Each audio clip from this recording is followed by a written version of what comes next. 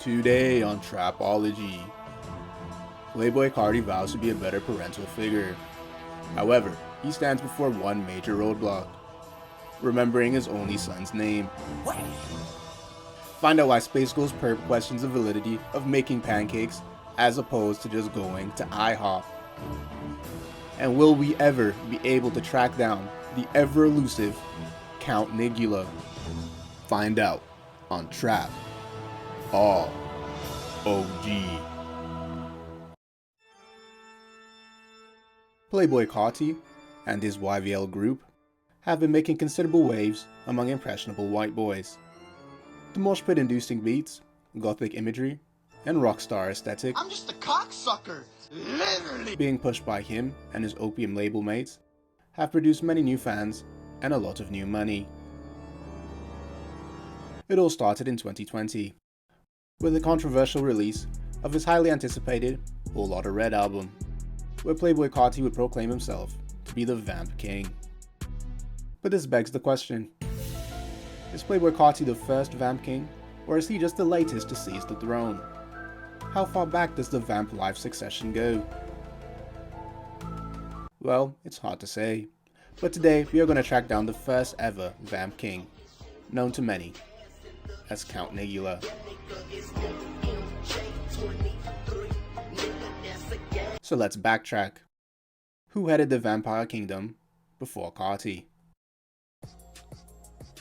Before YVL, there was RCB, aka the Ravilian Club Boys. This experimental rap group was headed by now born-again Christian, IC, and serial scammer, Diamonds on My Dick. RCB actually included a wide array of members, such as rap godfather, Cartier God, House Pet, who was bleeding in every picture I've seen them in, and Lil Shine, who was like 13 years old. I don't know what the fuck he was doing over there. RCB was notable for unique production and nonsensical occult bars.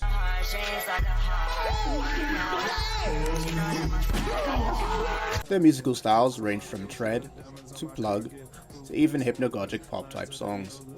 A lot of the imagery used was inspired by vampire themed video games and anime, as well as old internet aesthetics. This we can observe in their contributions to the Hex microgenre, where music is repurposed in lower fidelity, as a nod to old flip phone and computer speakers. Some people suspect that Playboy Carti actually stole some of his style from the RCB group.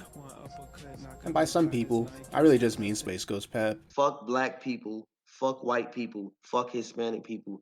RCB was disbanded due to no one wanting to be associated with the alleged pedophile Diamonds on My Dick. However, they made great music during their time together. For extended listening, my personal favorite RCB project is their Rock Out Gang mixtape.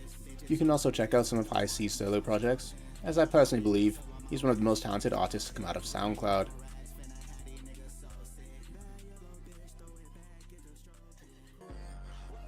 While RCB has a couple of obvious influences, an overlooked one is Goth Boy Clique member Lil Tracy, who had a short-lived reign as Vamp King.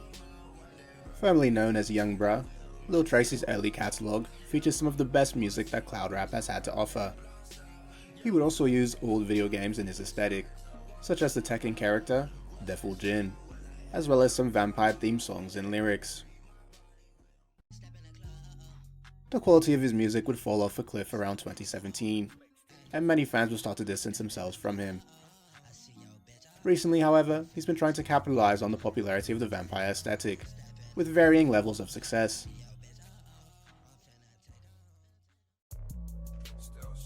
Black Kray is one of the most important figures in underground rap, founding many of the aesthetics used by rappers today.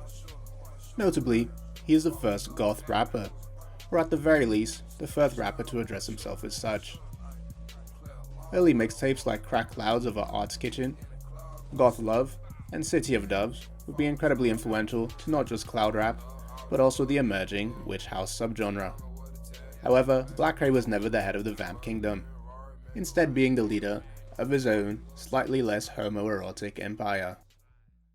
Black Kray and his fellow Goth Money affiliates would make the gothic aesthetic a staple in the underground scene, inspiring many. And while I could go on and on about Black Kray and his flawless discography, there is one man that we should recognize as the most powerful ever leader of the Vamp Kingdom. His tyranny knew no bounds, and his underlings quirked at his every word. Stare at that fucking animal! Look at it! Look! SpaceGhostPurrp. Bad bitches love me, nigga. Yeah, I'm bound to take your hoe. Money rolling, money gang, bitch. We bound to take your hoe. Bad bitches love me. SpaceGhostPurrp may be the single most important person in the underground scene. He would emerge in the late 2000s to early 2010s as a counterculture light beam, with his Memphis rap-inspired bars and production. While 2010's NASA Gang mixtape would draw a lot of eyes to his style, it would be his follow-up, 2011's Blackland Radio 66.6, that would introduce the burgeoning underground to his gothic imagery and aesthetic. SpaceGhostPurrp would found the group Raider Clan, a stepping stone for many of the internet's most beloved rappers, such as the previously mentioned Black Kray, as well as Denzel Curry and Chris Travis, who would achieve mainstream success, and rappers like Xavier Wolf and Bones, who would continue to push the gothic wave forward.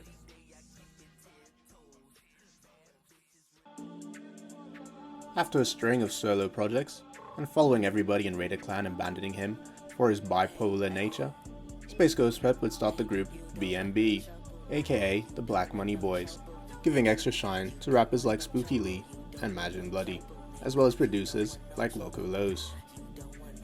In 2018, he would release Vampire Life, the mixtape, Free Jim Jones mixtape, under the name Vamp Money, and in 2020, he would found the short-lived group Vodici.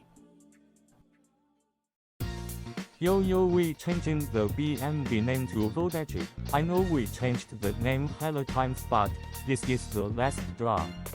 Me and 4J came up with the name Vodici Vampire Jodeci. ベスト Who the hell is this pair? While he is a brilliant artist, SpaceGhostPurrp's behavior has hampered his success throughout the years. If you want an entry-level album of his, I'd recommend his Dark Angels compilation, available on most streaming services and containing some of his best work. You can also check out his Bel Air Black Bottle Boys LP, his last good release.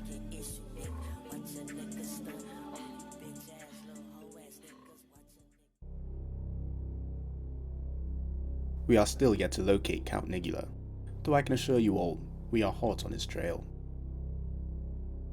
Before we continue with the hunt, however, we must first pay homage to those who valiantly fought for the liberation of the Vampire Kingdom. These rappers fought bravely for the freedom of the Vamp Kingdom and the ascension of Count Nigula. The 90s Memphis rap scene, like all things trap music related, were true pioneers. Nobody fought harder for the Vampire Army.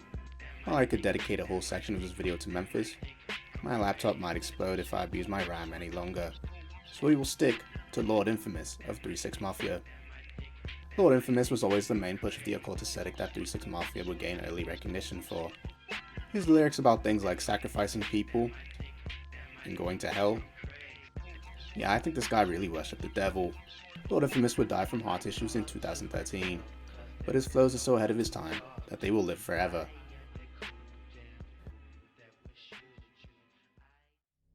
However, we are still yet to know the first Vamp King's true identity. Could it be Soulja Boy?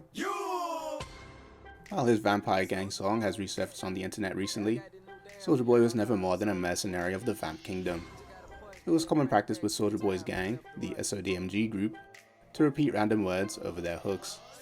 Soulja Boy does get credit, however, for preceding the blown-out 808 opium-esque sound. So who is Count Nigula? Is it Wesley Snipes? Is it Naomi Campbell? Is it Fernando Tatis Jr.? Is it this nigga? Is it you? Is it me?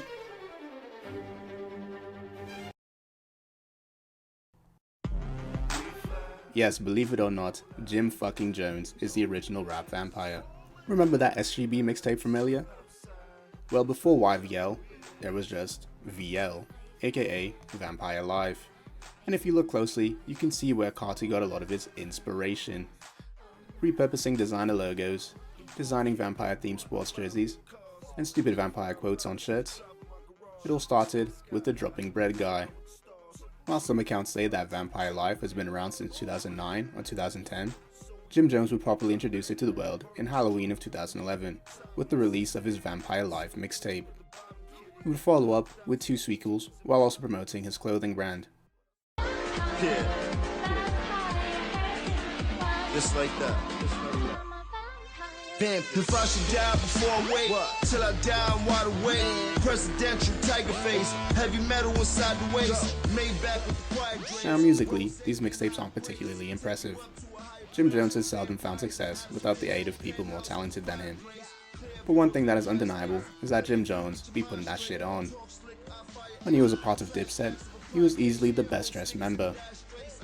And he also set the standard for a lot of the menswear in the mid-2000s. And even today, at the age of almost 50, Jim Jones is one of the best, if not the best dressed old head. In conclusion, oh, sorry guys, just dropped some bread. In conclusion, Playboy Carti bit swag from Jim Jones. But anyways, thank you guys for watching, I really appreciate it. You know, I worked really hard on this video and things like that, and you know, it's been hard for me. My mother's kind of homeless, and you know, I could really use some money, things like that.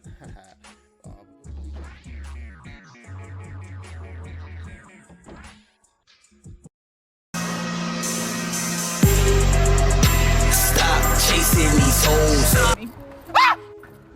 Keep getting that dough.